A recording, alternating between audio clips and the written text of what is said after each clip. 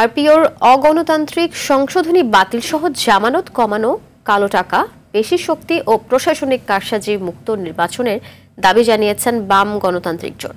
দুপুরে আগারগাঁও নির্বাচন ভবনের সামনে বিক্ষোভ করে এই দাবি জানান জোটের নেতারা।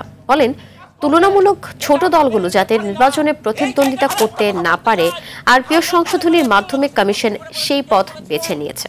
এ সময় ঔদ্ধত্যপূর্ণ বক্তব্য দেয় জামায়াত নেতা শাহজাহান চৌধুরীকে গ্রেপ্তার ও নির্বাচনে অযোগ্য ঘোষণার দাবি জানান জোট নেতারা। পরে নির্বাচন কমিশনের 14 দফার একটি স্মারকলিপি জমা দেন তারা।